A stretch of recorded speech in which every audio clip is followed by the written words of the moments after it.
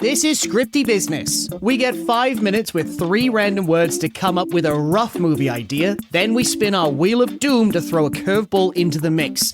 After 20 minutes, we spin the wheel for another prompt. After the time is up, one of us has to summarize what the hell this movie is and deliver it to you in just 5 minutes.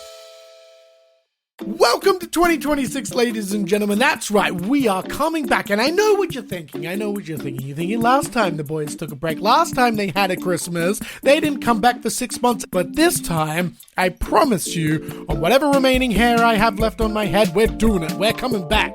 We are coming back on I didn't check the calendar, so I can't tell you, but it's going to be within the first 2 months of the year. That is a Murray guarantee. But in order to do this, in order for us to come out the gate strong, in order for us to release weekly, that's right, ladies and gentlemen, we're coming back weekly. We're going to need a little bit of extra leeway time.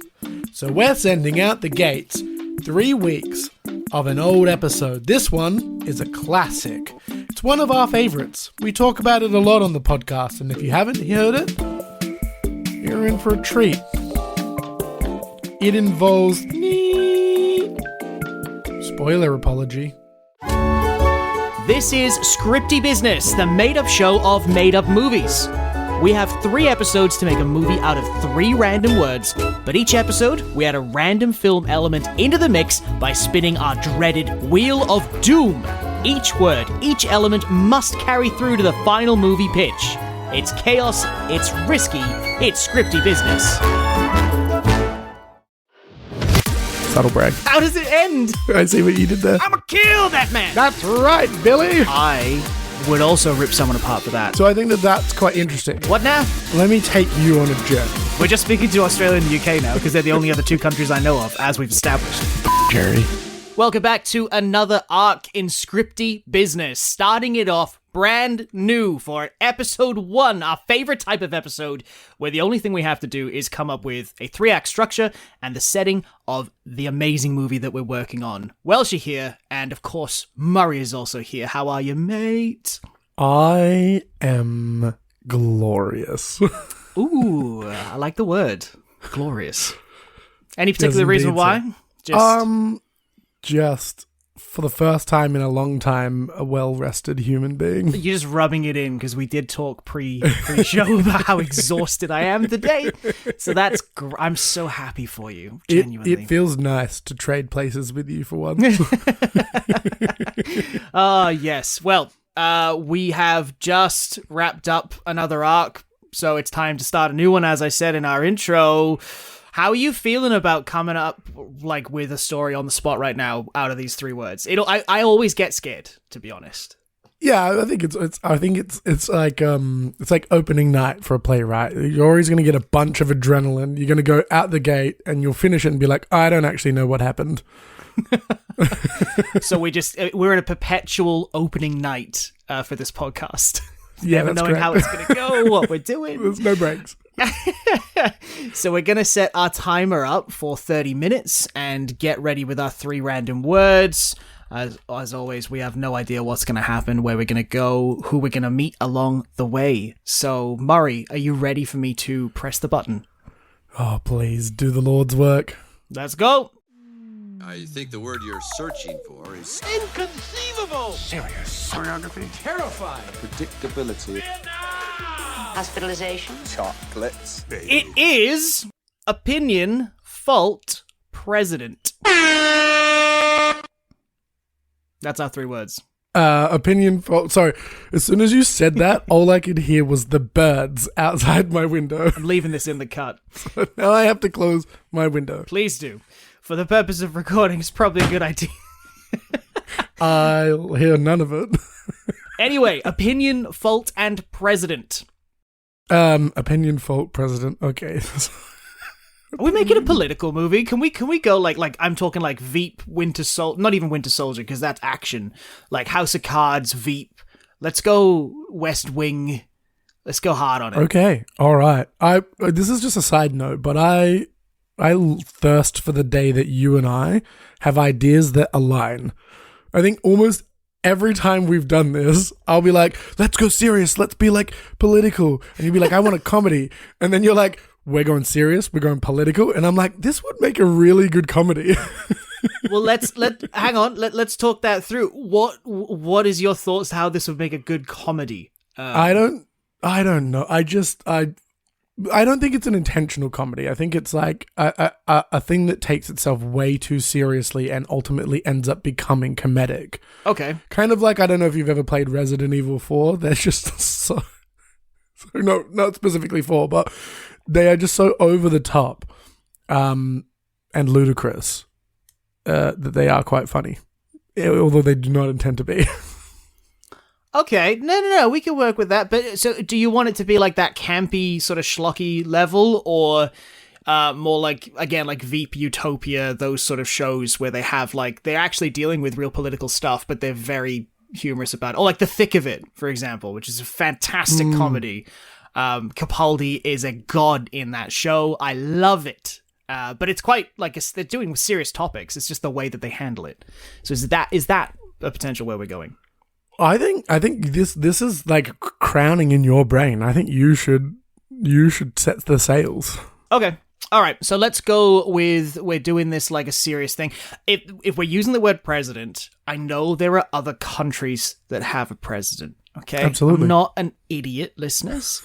However, for the sake of not offending anybody out there, let's just go with the United States, because that is 100%. This is Welsh announcing on podcast that he does not understand other countries outside of like the Western collective. The big three. Yeah, the big three. The big three. Oh my god. Which is Wales, Australia, and America. And I could not tell you the political structure of Wales or the United Kingdom, so don't get me started. Anyway, United States, the President of the United States. How about for this comedic sense? It's what the if same he's political structure as ours, dude. No, but we've got a prime minister. We don't have a president. They have a prime minister. America. England has a prime minister. Oh, it's all in England now, yeah. Yeah, okay, but there's like a House of Commons and whatever, and there's We have that too. Well, they've got a We different. have a Senate. I don't know. The Lord of the House of Lords, is it? Lord of Representatives, House of Representatives. There it is. And this was another seminar on politics by Professor Murray. Perfectly inserted there.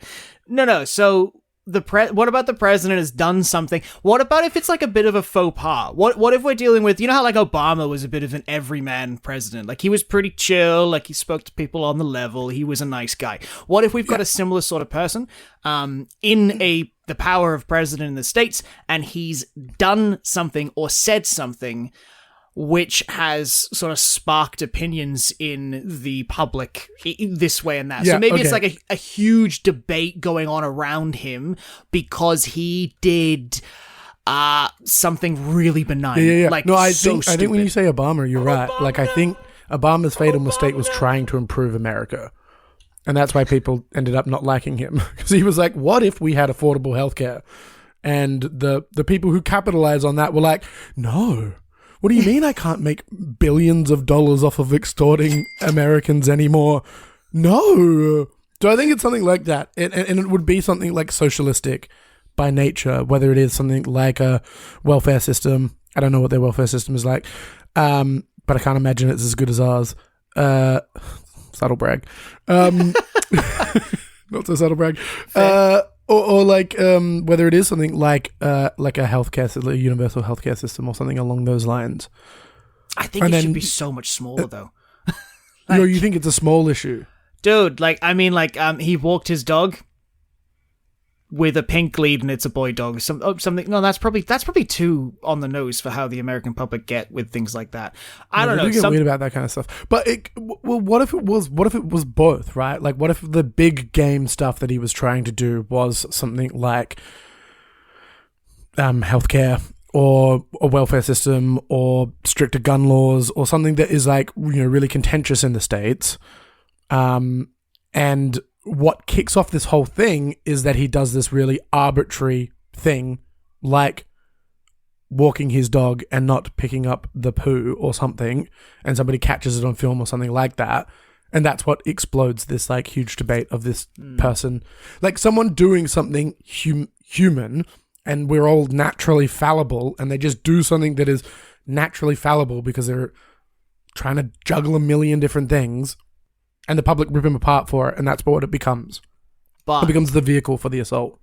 I would also rip someone apart for that. As a dog owner, you pick up their shit. You do not. Absolutely. Look, that was just the first thing that came up. Okay, good. Just to make sure we're not going with dog shit, because that's a dog shit idea. But I hear you. It's almost like who was there was a prime minister. There was a political person that drank a pint incorrectly in like Ireland or something. I think it was one of our Aussie people went overseas and they had a Guinness, but they poured a Guinness really badly. And Prince Harry's just done this as well, or Prince William, whichever the balding guy is, because he visited the Wrexham club and he tried to pour a pint behind the bar to be like, oh yes, oh jolly good, let's pour us a pint.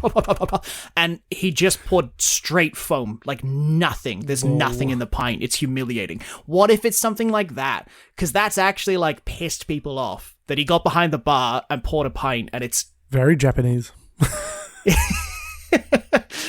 But what if it's like that? Like he's trying to be himself and trying to relate to people, and he's just done this like stupid little teeny tiny faux pas that everyone's like, wait, he's not an everyman. He's above us. And then, problems ensue. Yeah, it's not the same, but it reminds me of the time. God, and I don't remember any of their names. It was one of the Jenners. Okay. Someone will remember. I know the family. I vaguely know the family. One of the daughters tries to cut a cucumber, and she does it like backwards and upside down. Just gotta chop up some cucumber. It's like one of the most uncomfortable things I think I've ever seen in my entire life. It's also like something that screams privilege as well, which is very interesting. Don't cucumbers have seeds? Okay, so he the fault part here. Are we going with him being at fault for something, or what? How are we going to utilize that word in it? Because I think president opinion, we've got this everyman president that now opinions are torn and it's causing all sorts of issues for his campaign, and people want him out because of something benign and tiny. Where is the fault in this? What are we doing with that? I think it's something that we have to try and find something that is like American by nature, something culturally American that he does, and then is blamed for doing incorrectly because he grew up in America and he should know. So it's like, but it's only a very minor faux pas. What about like he has to sing the national anthem, but he doesn't realize he's going to have to, and he's one of those people that's never actually learned the lyrics. He just opens his mouth and moves it. So we almost have him like, because that's a pretty relatable thing. Like I couldn't tell you the second verse of Advanced Australia Fair. I can barely do the Welsh national anthem because it's in a different language, and it's very hard to do. Though. I don't know, I'm just saying, like, but that he's like an everyman, he's a Joe Blogs, whatever, and he's never really needed to do that. He's been in a crowd, he's been on a team, he's been in Do they group. sing though? I don't know if they sing. I know they stand with their hand on their heart. Or maybe this is why he wasn't expecting it. Maybe it gets thrust upon him like opening a baseball game or Super Bowl or whatever, and they're like, all right, Mr. President, if you take the microphone. He's like, I'm sorry, what? What now? And then, like, he has to just fumble his way through. And I think that'd be fun if it's, like, a really publicized event as well, because everybody in the country and around the world would see that. And then you'd have, like, a real thing of people like, who gives a shit if he doesn't know the lyrics to the anthem? Like, who really does? And then you've got those really patriotic people being like, I'm gonna kill that man! Storming the Capitol because he doesn't know the words. People, like, holding up signs outside the White House with just the lyrics, you know? Or the it's kind of funny. Okay, yeah, I like it. I want to unpack why this happens though, because it is a bit of a curious and weird thing to just suddenly be like, "Hey, Mr. President, can you sing this thing?" And like nobody in his staff caught it. Like he has people in his staff whose their sole job is to organize his calendar and like prepare him for public facing events and stuff. So I'm curious as to why this wasn't caught. Like, was this a play by somebody else? Was this like a political intrigue thing? Was this like a plant that somebody like snuck their way in specifically to embarrass him because they knew that this particular campaign was coming up that was going to have detrimental not detrimental, but substantial, fundamental changes to like American law, Okay. like core ideological law. Sabotage. So yeah, 100%. There's sabotage. So we've got political sabotage. That's a pretty serious concept. And potentially our presidential candidate, our president in this, that's the only like humor in there, or the only like he's the fall guy essentially for the jokes and the comedy, and like everything else around him is like a It's very serious. Straight. I'm moving more towards something more serious in my mind now, kind of more like a dark dramedy, I guess. Okay. What about or more like I'm leaning more drama way now. Okay, so I think yeah, not knowing the lyrics to the anthem, maybe it needs to be a little bit more malicious than that. Then maybe we don't go the benign way and we go, he's being framed for having an affair, or no. I think this is really interesting. I actually think seriously, critically examining a banal incident is like horrifying, right? Because we do it to celebrities all the time to be like, oh my god, like they can't cut a cucumber. Can't cut a cucumber, which is an insane thing to do. But yes, I'm doing it right now. We have these really strong parasocial relationships where some people will be like, oh my god, like this person got old and now like I don't relate to them anymore. And it's like, but you relate to the old people in your life. It's like, no, but they're a celebrity. They're like something, they're other. They're like something else that like lives above us that we, they can't afford to have any kind of humanity. So you put on 5 kilos, get her out of here. I don't want anything to do with her anymore. Like that's you're not my sex opinion. idol anymore. Like what is, get out of here. But like in your real life, you wouldn't have those same, to the same extremes. Standards, yeah. I hear. Okay, all right, cool. I dig this. I think this is going to be a really different story from us. It's going to be something. It's going to be something for sure. I mean, I guess the thing that we really need to... one solid thing to think about in this, right, which we haven't come up with yet, which might help us, Murray, and I have to say, I think that this might even be a big question. Oh. Why are we here? Does God exist? What is the meaning of life? This is another big question. One of the questions that we haven't thought about, which might assist us with what's happening, what the problem is, what the thing he does that's so divisive and puts him at fault.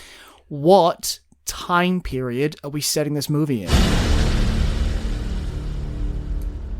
That's the big question. I see, very good. We can go hard with this. I actually think it's a modern day film. Okay. I think because I think you like. I think setting this post Trump, I don't throw babies out, believe me, makes it really interesting in my mind, because you went like you had the Obama era. Where there was this like contentious political change, and then you went to this extreme where they voted a celebrity in. They say I have the most loyal people. Did you ever see that? Their like presidency, which is like they're like polar opposites, right? Like someone who's been like garnered from a very young age to make deep, impactful political change to like a celebrity using, obviously. Yeah. Then Sleepy Joe. Sleepy Joe is in next. Right. Sorry, I forgot about their most recent president. Don't sleep on him. But I tell you what, I don't know about you, but I'm going to go to bed. So I think that's quite interesting. Actually, I've got an alternative to you. I think it is either set after all of that happens, because it's like a really interesting chance to kind of examine the world that we live in now. Or it's like an Obama replacement. It's like the president during that period, like 2007. I'm going to make the call here, right? It's set now. So it's after Sleepy Joe, it's after Trump, it's after Obama. We've had 2 older rich white dudes come in and screw it all. Like, in my opinion, not do a good job. I'm just saying that. So maybe. Look, I'm not holding my opinion back. We've lost many viewers already. We had some viewers in America. They're gone. They're gone. We're just speaking to Australia and the UK now because they're the only other two countries I know of, as we've established. But so my to all thing of our would, viewers who don't live in those countries, listeners, I am deeply sorry. Where Welsh is not. I think that it sets the scene perfectly for a younger, more down-to-earth, average Joe candidate to be nominated for president. So I'm going to say, yeah, it's current day. It's after the shit show that we've had. And it's a young, average dude. Let's lock it in. Okay. Yes. Dude or lady? Ooh. Murray, do you know what that sounds like to me? Big question? Big question. Let's go lady. Let's go lady. Because the public might judge her harder because she's a lady. Exactly. Perfect. And secondarily to that, as the listeners would have known, we are Australians, right? So we get to examine our own history when, in my opinion, one of our best presidents was absolutely best prime ministers, hello brain, best prime ministers was cut short when we had Julia Gillard coming in on the back of the Rudd. I will take your word for it because we are Australian. I see what you did there.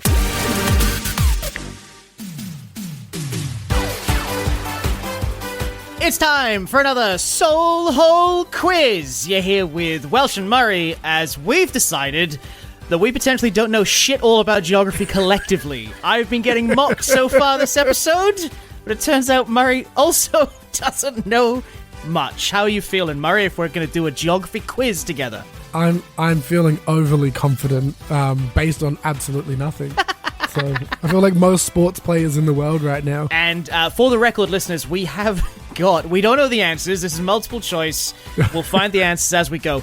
This is a quiz from a weekly children's comic book in the UK that I actually grew up reading. One of those three countries that I know exists, Murray, the UK. And it's not even a country. So we're off to an amazing start. Number one. Which continent are guinea pigs from? South America, North America, Europe, or Asia? South America, right? It's got to be South America. Complete the geography fact. Australia is blank than the moon. Heavier, wider, smaller, weirder. Look, my impulse is to say weirder than the moon because how could it not be weirder than the moon? Like, the moon is a pretty empty thing, but I feel like that's the trick answer. You know, that's the one that you, like, get the kids on. Because it's a kids quiz. Wider, like, are they including the full, circumference of the moon, or is it just how wide it is flat? I anticipate it's the diameter of Australia, or the width of Australia is wider than the diameter of the moon. I'm good with wider. I'm good with wider. Yeah, let's go with wider. Heavy is a strange thing because, like, how do you weigh just Australia? That's a question for people that are smarter than us. You're smarter than us, yeah. Which of these countries does not have pyramids in it? Sudan, Iceland, Mexico, or Egypt? Iceland would not have pyramids. Well, Egypt definitely does. Correct. I'm pretty confident about that part. And, sorry, what was it? Sudan. Where is Sudan? Is that... Why are you asking me? I think that's Middle East. I think that's the Middle East. And what was the other? Iceland and Mexico. I think Mexico actually does. I'm pretty sure it does. Because Isn't that like Mayan and Aztec stuff? Yeah. Didn't they have... I'm pretty sure they did. So I've pressed Iceland. It's so Sudan, but okay, we go. Yeah, it's Iceland now. You took too long.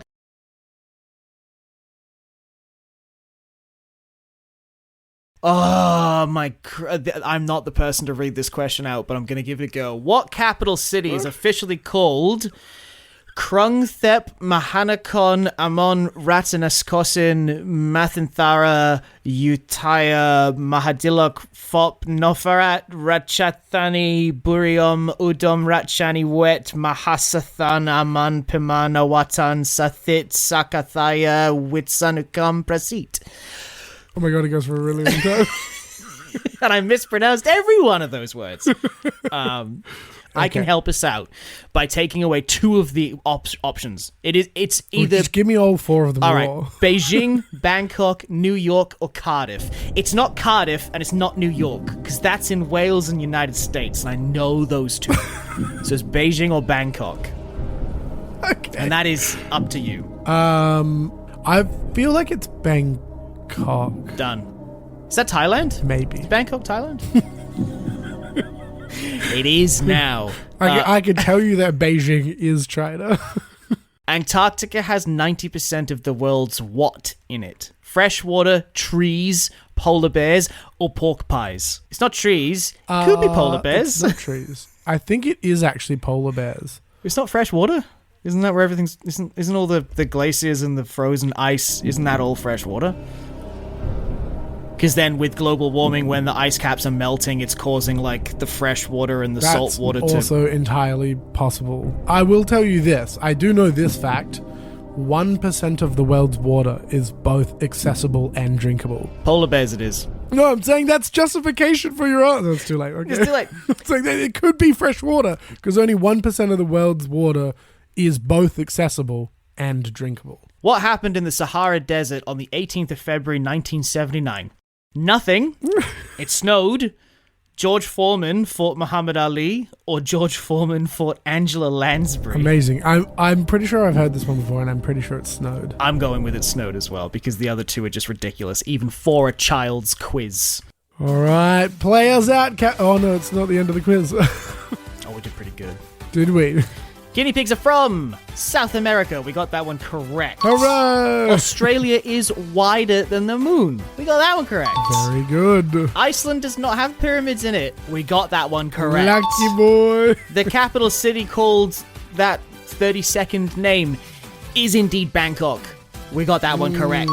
Antarctica has 90% of the world's fresh water in it. There it is. We got it correct, but we put polar bears, so we got it wrong. But that's okay. I can live with that one. And it did indeed snow on the 18th of February 1979 in the Sahara Desert. We did pretty good as a team there. Turns out I know geography. All right, ladies and gentlemen, that is the end of the Soul Hole quiz. We will see you later. Enjoy.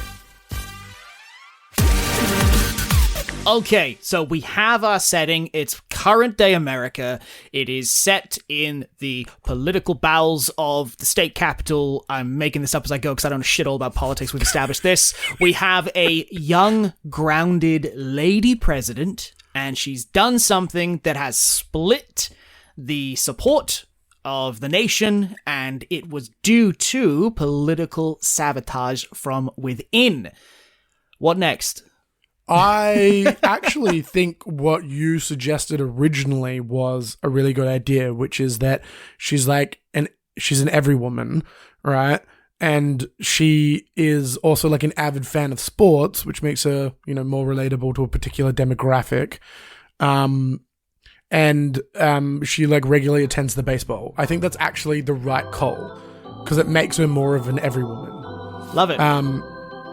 And I think this person sneaks in somehow, and as the kind of Secret Service are going to remove her, she's like, no, just like, let him.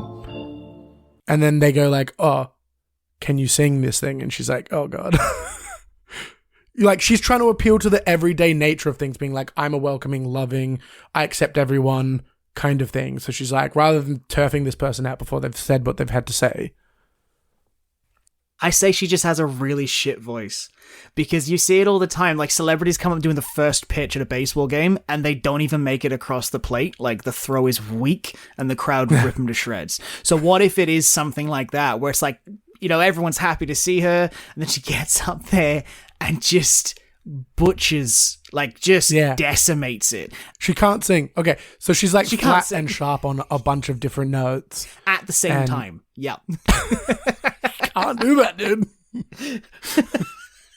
No, I think that's great, because I think that the media would eat that up. Like, I think that would be they absolutely would. And yeah, it's like, yeah. And she technically didn't do anything wrong, and she knew all the lyrics, and she's still very patriotic, which I think is the right choice, because then it's more of a opinion thing. Yeah, it's more of an opinion thing. It's more tabloidy in nature. Yep. Okay, so the tabloids eat that shit up. How are we going to get her into that position in the first place? Because she's pretty grounded. Would she know she's a shit singer? Like, I know a lot of people who are bad singers, and they're fully aware they're bad singers. Yeah, I think she'd be fully aware. I think she's never sung in public for a reason. How, with the sort of structure of this film then, and like how it works, would we start with that? And then like the whole film is the fallout of that, trying to figure out why it happened. I kind of like that. I kind of like that. The opening scene is the baseball game. Like, that's how it starts, you know? And then it just like has her singing shit. Okay, because I have a not so big question. That's been I was ready plaguing with that me. button, but I won't hit it. Okay, here's a big question. Why? Big question. Yes, Murray. What's your big Why question? does she accept the challenge in the first place? Why does she let this person through and ask her to sing, right? Which we can circumvent all of that if the film opens with her singing or about to sing.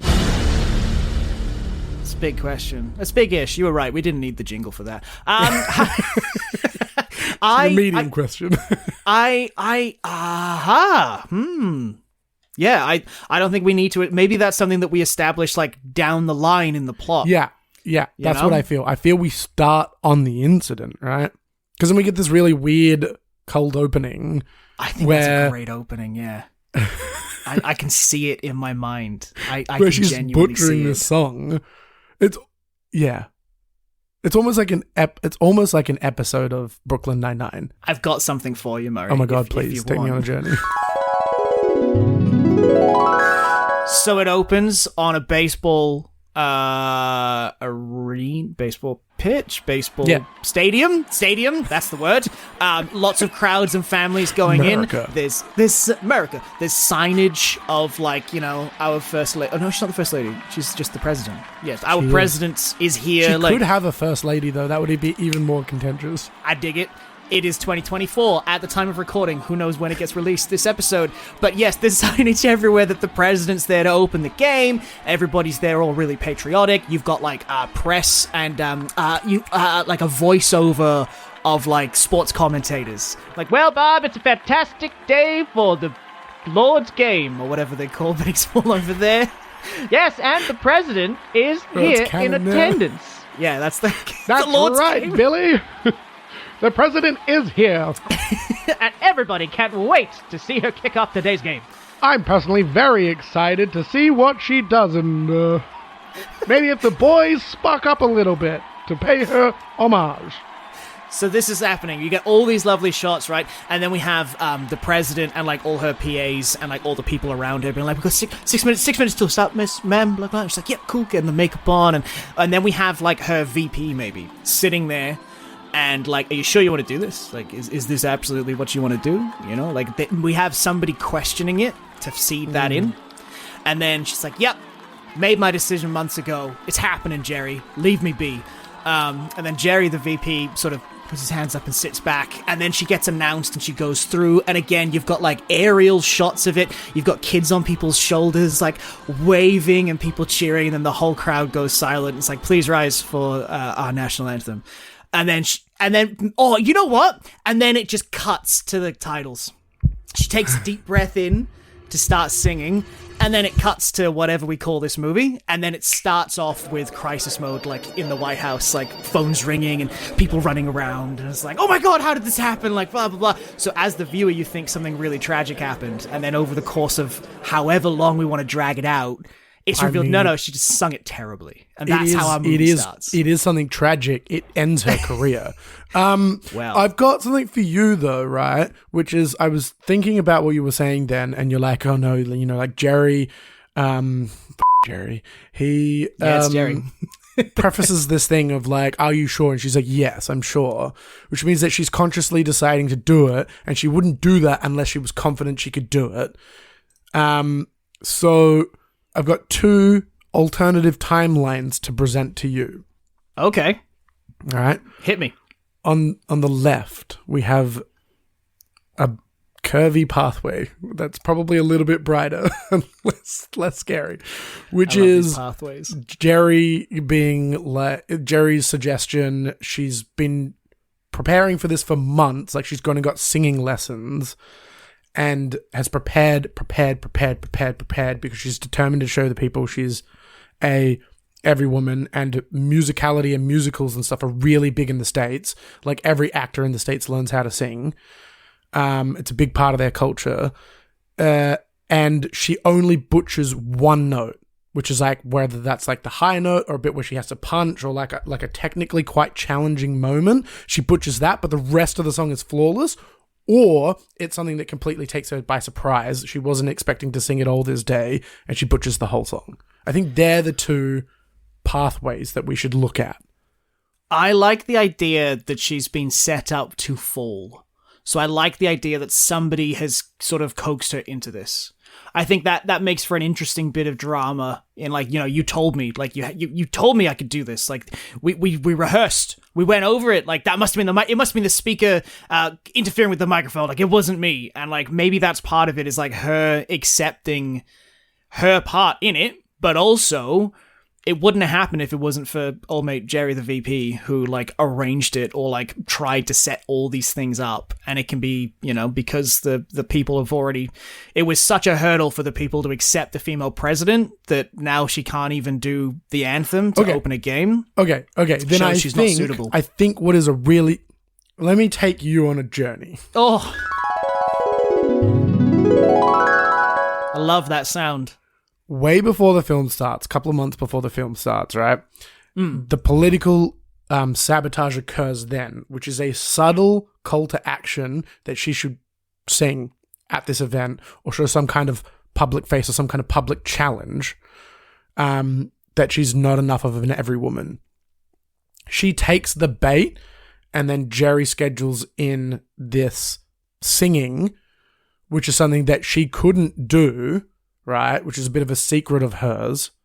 And she gets the training and gets the training and gets the training and goes out and does it. And that means that it's also an examination of her own hubris. Like, she could have at any point in time said, no, I don't want to do this thing. Let's spin it a different way. Have me do something else that I can actually achieve. But she's like, no, I'm the first woman president. I need to be strong. I need to show like strength in the face of challenge. I'm going to do this thing. And she only butchers one note, and it destroys her entire career. I like that. And then that is the final five as well, coming in already. Jesus Christ. Okay, so then we have to juggle this whole dynamic of, accepting a female president, having, like, male staff that are opposed to it, the different house leaders, there's all sorts of issues there. So I think that if we're just going with the 3-act structure real quick, we have our opening. I think we love that. Just speaking for both of us here. Love the opening. So then the whole first act, are we gonna, can we maybe lock that in as just the fallout after the event? Like, it's Definitely. that afternoon in their offices, and it's all chaos of, like, people like, you're to blame, like, throwing books at people, quite literally just throwing shit and, like, anger and tension about. Yeah, I think we can afford to get a bit House of Cardsy here. Like, we can start seeing some of the games that they're playing in the background, being like, okay, well, the president's on the way out, so how do we manipulate this? Let's start, dealing with, like, what do they call them, whips and stuff, who are going to sway opinion within the houses. And we see a lot of that kind of drama and intrigue kind of spin up around the president. I know that we focus on the president, but I think we should have some machinations behind her back. Oh, God, yeah. Yeah, 100%. How does it, where's our midpoint? Is it like the House is calling for, like, a revote? You know what I mean? Like, that's where, like, the crisis point of the movie comes in, where it gets announced that, like, senators, made a call to depose her, and it's being voted on. Something really that over the top. usually happens in, like, crisis or, like, extreme, like, political, this caught having sex in the White House or something. Like, something much more contentious, I think, would result in an impeachment or like a... What about if she's up for re-election then? So this isn't like her good for the next term. Like, her term's about to end. This was a push to re-solidify her position amongst the public, and it's completely backfired. And voting is, like, next week. Makes a lot more sense, and I like it, but does it rob us of some of the tension around her pushing this, like, political change, that this deep change to the law? Well, it could even be, yeah, I mean, we could still go with that. It could also be that the VP, Jerry, has had another offer to work for, like, her opposition, so he's sabotaging it from the inside to get over with the new management, as it were.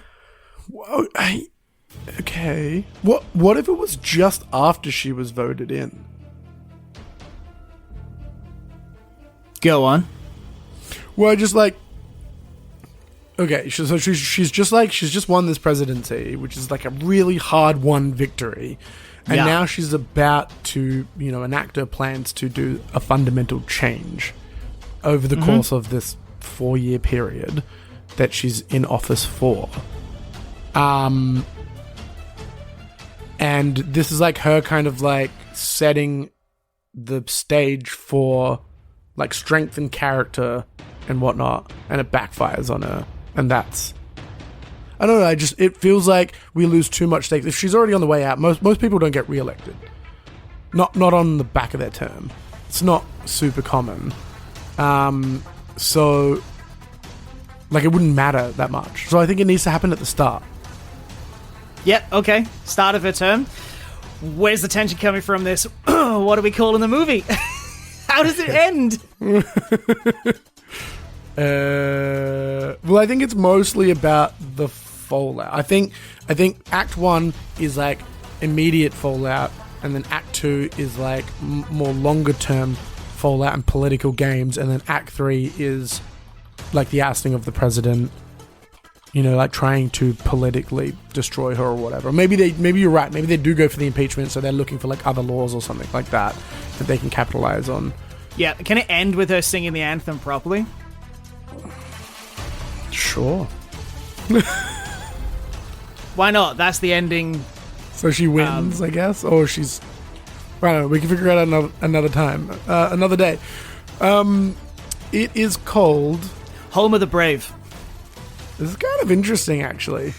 It's the last line of the anthem that she cocks up. Home of the Brave. Home of the Brave is interesting, or Land of the Free is also interesting. Yeah, Land of the Free comes before Home. I'm okay with either at this stage because we just ran out of time, so we've got to decide. But it's Land of the Free and the Home of the Brave. Like, that's how the thing goes. So Home of the Brave is like the absolute end of the anthem. Yeah. My life. We spent too long talking about political shit, and then we forgot we had to write a movie. No, we wasted no time in that podcast. That was I'm perfectly ready. paced the entire way through. I'm so ready for the next part. I feel like, all right, listeners, I'll own up. Yeah, that's a pretty loose 3-act structure and end. We just maybe the whacked loosest on. we've done so far. The loosest so far. But this is the point. This is the whole point. We've got something now to flesh out in part 2. So if you want to see this actually turn into something, because right now it's not anything. It's something. It is. Okay, it's already something. If you want to see it turn into something more, what are they going to do, Mo? They need to obviously come back and listen to the next part next week. Same day that we release every day. Not every day, once a week. Why did you do this to me? You can also follow me at YHurryMurray on Twitter, and you can follow Welsh at SA Welshie also on Twitter, or you can follow the podcast at Scripty Business. We got it. We got the one. Yeah. Who would have thought? Incredible. Didn't have to buy it or nothing. Yes, next week coming back for part 2 where we get to flesh out characters and themes and hopefully put a little bit more effort into the overall story while we're at it. It'll help us to figure out the story more. No, I think we should get to the end of this 3-parter with almost no plot lines. You know what? I think that's foreshadowing because that's probably going to happen. So when people leave the film, they're like, what actually happened? And you're like, precisely. That's what it's like to That's work the in point. government.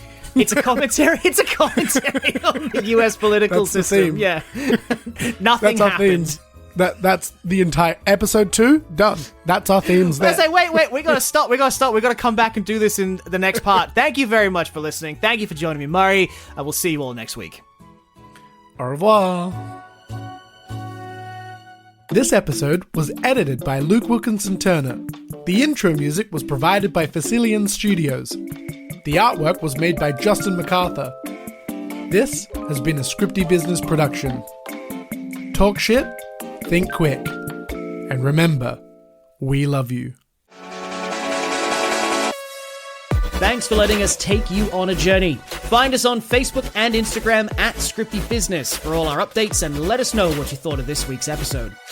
You can also follow us ourselves at Murray vs. the World and at SA Welshie to see what we're up to. Join the Patreon for access to bonus content and to unlock all previous seasons. Head to patreon.com/scriptybusinesspodcast today. We appreciate your help with us keeping the lights on and the cameras rolling, and we got some extra surprises in store, so watch this space as we grow. We'll be back in 2 weeks with another episode. Until then, stay awesome. We love you. Scripty Business is a Soul Hole production, hosted by the Peas Inner Network. You've been listening to Murray Curtis and Luke Wilkinson Turner.